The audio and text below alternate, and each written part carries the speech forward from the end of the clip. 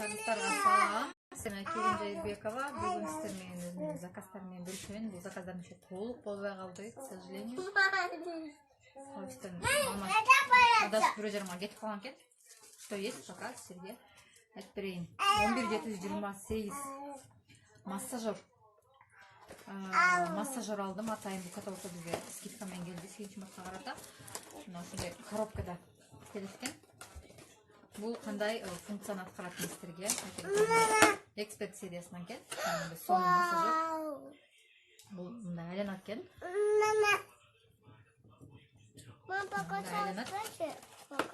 Бұл не алады? Именно бұл целлюлитке, да, антицеллюлитный. Подожди, Мария.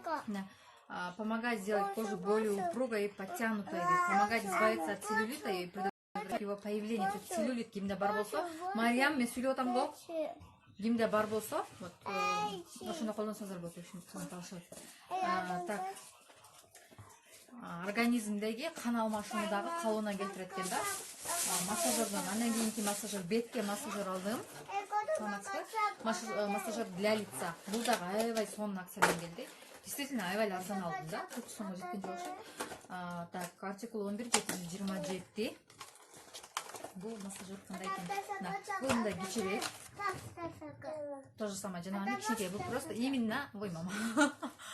Мындай тартат экен бетти кадимкидей. Вообще шикарный экен бул. Денеңдин массажы деле, значит, ошондо. Ооба, бул Фаберликтики. Сонун массаж кылат экен бетти. Бул эмнеге жардам берет? Могу бырыштан түшпөшүнө, анан бетти мындай шалпайып түшүп кетет го бет. Ошонун алдын алат да, мен даже жолдошум талашат. Бул только беттики.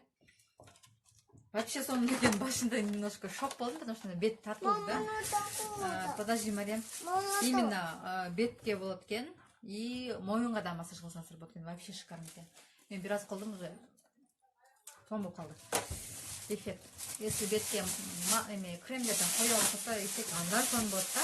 Сенч марка өзүмө прям сондарда алдым, еще толук эмес заказдарым. Так, кийинки заказ. Бул күзгү. Артикул 11867. Буга 4 батарейка салыш керек. Бул именно боёнгондо, мисалы косметика койгондо бетке, макияж койгондо, освещение отушпай эле караңгы, ар кандай боло берет го, убакыт ар кандай боло беретчи. Вот ошондо идеально подходит, да, прям идеально подходит. Массажер аябай сонун сөз колдонуңуздар. Так, мына мындай күзгү, мен уже пальчиим тийип кетти. Мындай күзгү. Бул даже мындайдын да. Буга 4 батарейка салыш керек, просто батарейка жок. Муну басканда, бул сенсорный да, муну басканда күйөт, басканда өчүп калат. Так, мына. Получается, бул аркасы. Именно бул жагына 4 батарейка салынат экен, вообще сонун экен. И тоже акция менен бул каталогдо күзгү арзан келди. Мен көптөн бери ушу күзгүнү албай жүрүп элем. То наличие жок, то кымбат келип калат. В общем, көбүнчөсүндө азыр блогерлер көрсөңүздөр ушундай күзгү только во весь рост көп колдонушат да, блогерлер. Ошонун кичинекей варианты. Бул еще сырты сыйралат экен. Поэтому күзгү таза экен, просто мен кол менен да камап койгонго. Игирип көрүнөт да. Кийинкиси. Мында заказым аябай көп, потому что өткөн каталогдо бизде сонун акция болгон, купон болгон. Ошо менен арзан алгам. Так, ICU сериясы мен аябай жакшы көрөм. Мен ICU сериясын бетке укуп, кайрадан эле ICU сериясын алып алдым. Так, бул Биомика сериясынын мицеллярный водасы, мицеллярка. Именно макияжды кетире турган. Аябай чоң экен. 300 миллиграмм мына мицеллярный вода. Мариям, подожди. Тоже бар, массажер бербедимби? Бар.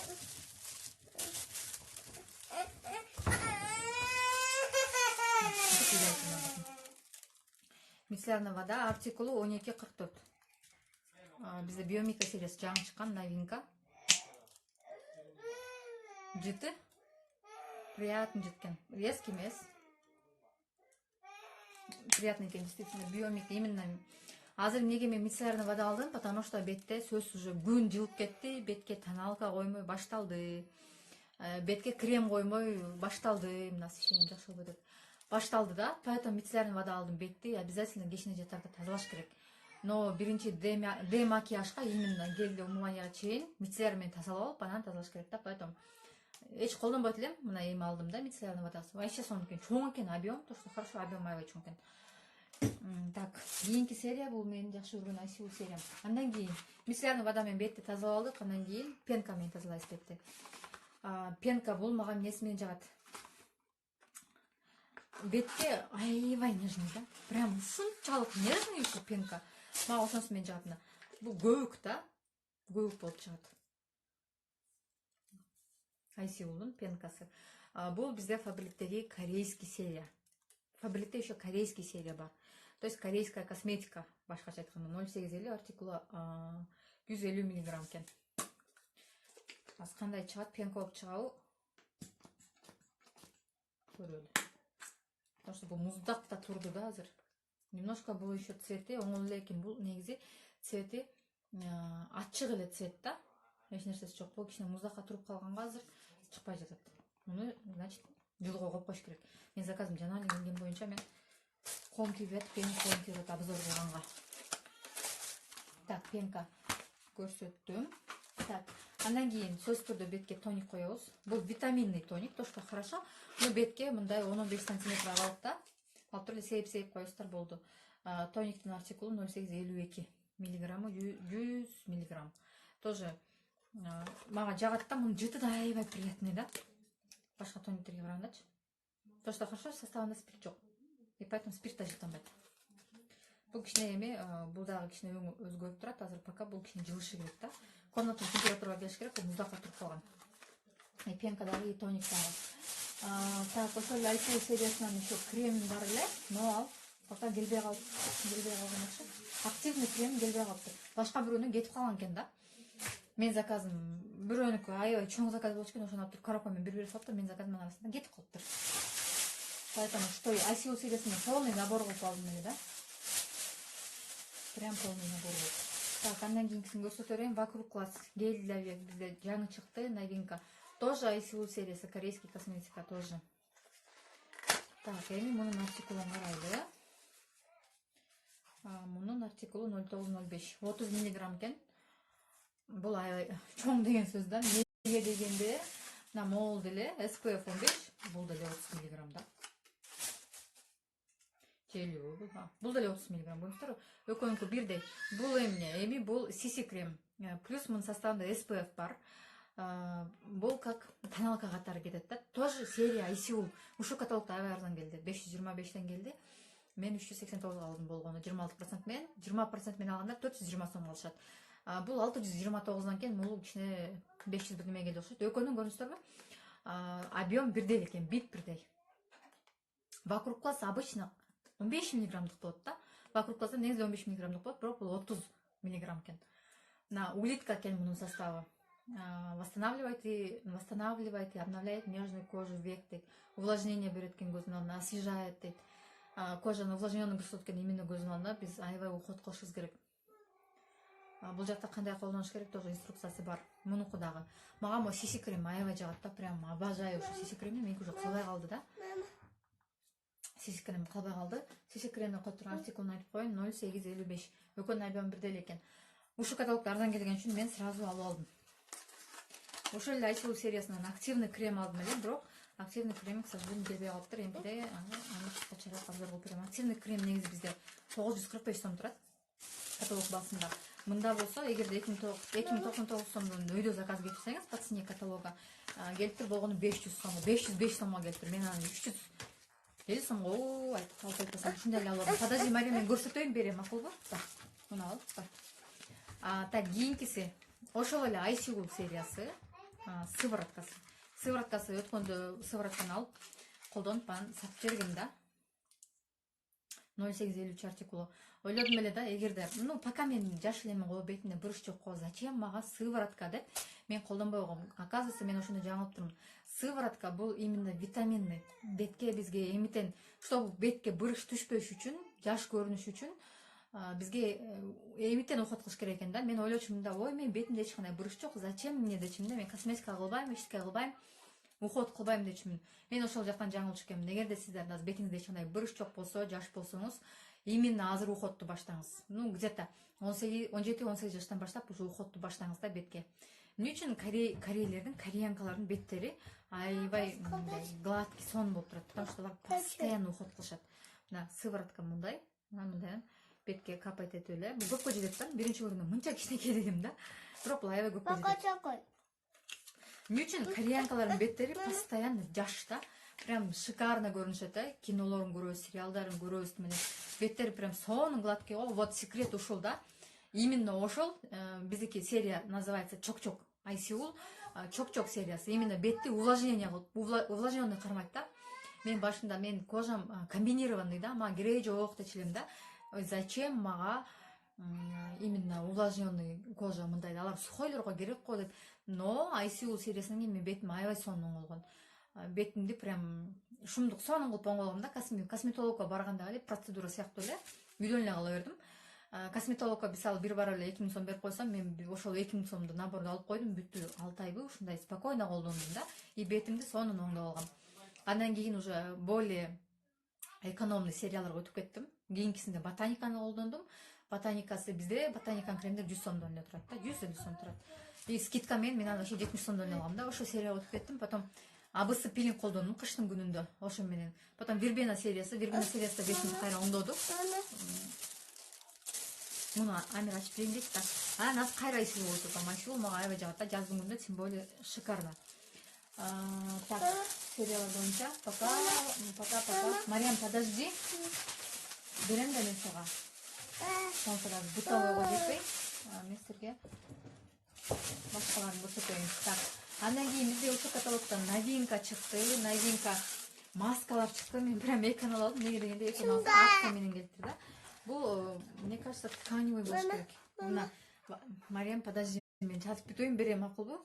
Мына, алоэ восстанавливающая маска для лица, мунусу укрепляющая маска. Бул коллаген экен. Көбүнчөсү эле почему-то улитка. У меня ассоциация улитканы көрсөң, значит, это корейский деген ой кетет да.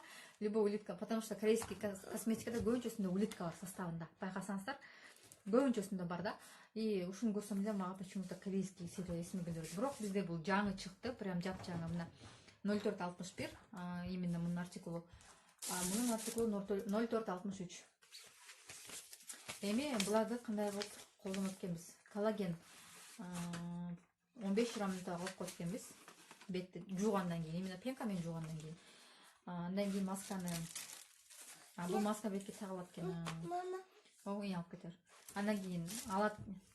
Так, андан кийин алат экенбиз дагы. Получается, маскадан кийин какой-то бир калат да бетте, чөсөнү массаж движение менен бетке сүкөп туруп эле. Андан ашканын ватный диск менен алып салат экенбиз. Ватный диск менен алып туруп, либо суу менен жууп коет экенбиз. Мен обычно суу менен жуйм. Эмнеге дегенде өткөндө бир ушундай маска койдум эле, тканевый маска койгом. Алоэ беле, муштаган тканевый маска коюп жубай койгом да. Жубай коюнчу, эмне болот экен деп жубай койдум. Бетимде моундай болуп, бир топ болуп калып калды да. Анан чөтө ошончо унутуп калдым, бетим кургап калды. Андан кийин эмне кылдым? Бетиме крем сүйкөдүм окшойт. Сөзсүз крем сүйкөдүм да, ийне крем сүйкөдүм дагы, анан эшикке чыгып кетип калдым. Эшикке чыгып кеттим. Анан кечинде чөтө келип туруп эле мындай. Бетимди сүрүйдүм да, сүрүйсөм эле толукташ түшүп атат да. Аябай прям бетим кирдеп калгандай болчу. Таң калып калдым, бетим эмне болду депчи. Көрсөм масканы сүрбөй коюпмун. Жубай коюпмун масканычы. Либо ватный диск менен аны алыш керек болчу, либо жууп салыш керек болчу да. Мен ошону кылбай коюптум. Ошондон кийин масканын калдыктары бетимен ушинтип түшкөн да. Эми элдин көзүнчө ушунтсе билбейм эмне болот эле. Келе эле сразу бетимди жуугам да. Ошондон кийин уже билип калдым да. Значит, масканы сөзсүз түрдө жууш керек. Особенно берки маскаларды итак жуйсуз, но тканевый маскаларды койгондон кийин көбүнчөсү бывает да, жубай койгон дагы болот да. Так, андан кийинкиси дагы бир тональный крем алдым. Эмнеге дегенде, если сиздер күндүзгү ала турган болсоңуздар, күндүзгүгө дневной макияжга либо как обычно күнүмкүгө колдонсоңуздар, анда сиси крем боло берет. Сиси крем кете берет. Именно Айсеулдун сиси креми дагы, кушону дагы. Подожди, Марьям. Кушону дагы универсальный да, цвет. Тандабайсыз да. Сановая кожа, естественный, там бежевый демей тандамай жок. Кайсы тон болсо, бетиңиз кандай болсо, Марьям, мен сүйлөп атам го, ошол тонду алып кете берет. Ал эми кечки макияжга бизде Glam Team деген сонун серия бар. Жаңы чыккан серия. Итальянский косметика бул, итальянский. Бизде мисалы Faberlic российский компания болгону менен жалаң чет мамлекеттердин компаниялары менен иштешет да, бир гана Россиядан чыкпайт. Мисалы бизде декоративный косметика Италиядан чыгат, элестетиңиздер. Бунун артикулу итальянский косметикалар кандай кымбат болуп билесиздер, акыры макулбу, сындырып койбу алдан Марко? Күзгү Мариям. Алып кет, бирок сындырып койбу акырын, Так, мына мондай сонун жаңы бизде чыккан Neo Serum Foundation. Так, где тут артикул? Артикул 6176. Артикул эмнеге айткам, потому что мен командадан көп сурайт да. Так, на сыворотка дедимби? Башы сыворотка сыяктуу болот да, просто тоналка. Именно бул вечерний макияжга кечинде чыга турган болсоңуздар, сөзсүз түрдө өзүнчө тоналка керек да. Мен ошон үчүн тоналка алдым. Мен еще Айшел сериясынын активный кремин алгам, и плюс еще дагы бирдемесин алгам. Ошо тескери кетип калыптыр, башка жака кетип калыптыр. Гель трансформерин алгам. Бул том калганга бул да чыкпайт эт эми. Мына чыкты. Билбейм, аз камера сиздерге кандай көрсөтөт. Но надеюсь, тонду туура эле тандадым, өзүмө карап эле тандагам да тонду. Эми бул бетке все равно башкача турат да. Бул аябай мындай жыты вообще сонун экен. Бул кичинекей эле сүйүкөш керек экен. Действительно аз эле сүйүкөш керек экен. Жыты аябай жакты. Жыты сонун экен. Цвет мой. Цвет именно туура тандапмын. Так, 6176. Меникинде эле экен, могу Айшел сериясынын эле кушону либо сиси креми ошондой эле экен. Тонду жакшы тандапмын. Но все равно буга база бериш керек. В любом случае база коюп туруп, анан тоналка коюш керек да. Без базы тоналка койгон бетке туура жатпай калат. Вообще туура эмес болуп калат. Көбүнчөсү мен да ошибка кылчумун башында. База койбой, астына крем койбой туруп эле сразу тоналканы сыпырып салчумун, анан бетке чыгып калчу да. Меники. Сеники. Акырын гана макулбу. Вот. Так, декоративный косметика пока бүттү.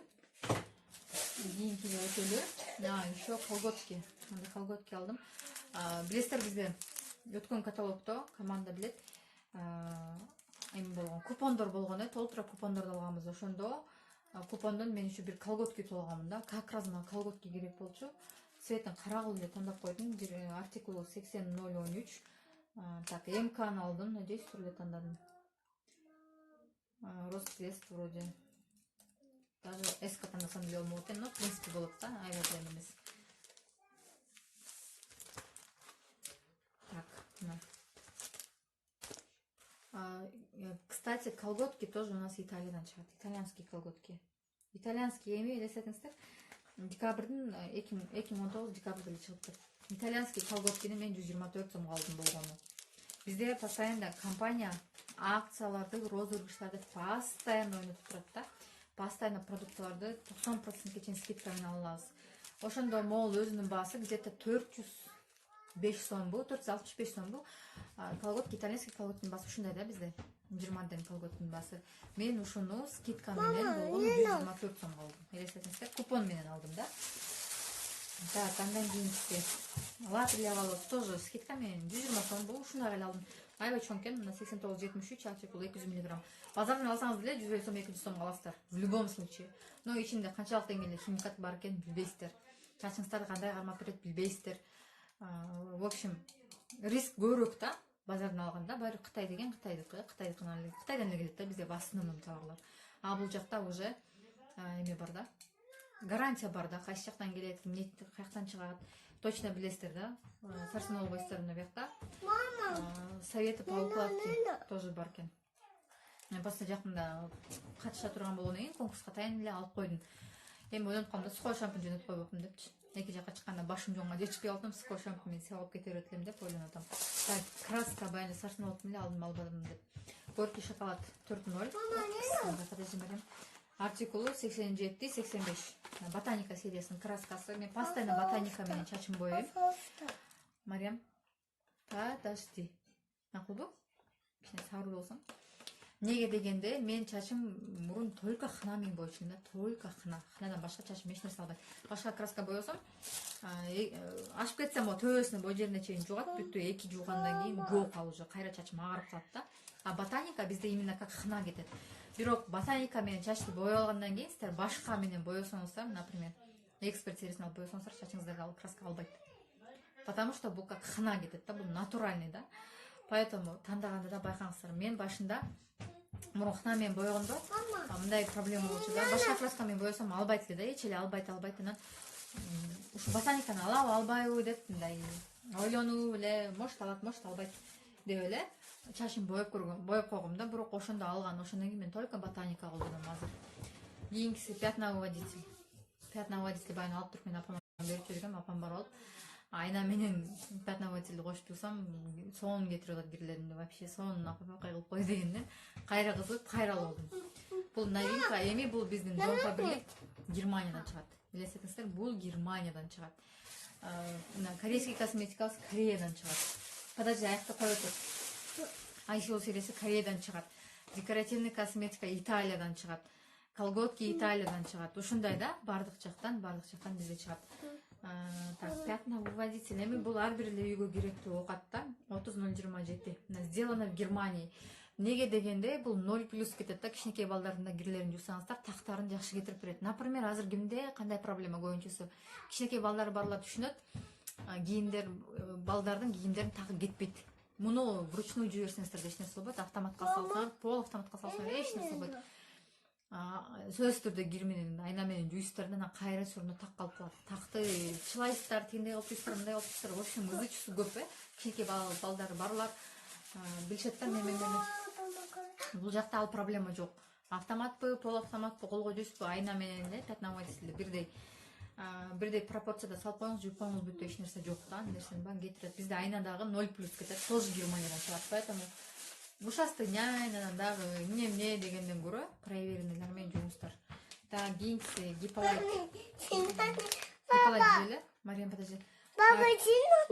Мунун ичинде 20 стиктен турат, да, кичинекей пакетиктерден турат. Так, 21-жылга чейин экен. Мариям, подожди, 15-377 артикулу. Гиполайт бул неге жардам берет? Бул боорду тазалайт. Биринчиден, боорду тазалайт. Кичинекей балдарга беребиз болот, кичинекей 1 жаштагы балдар болсо, анан аллергия.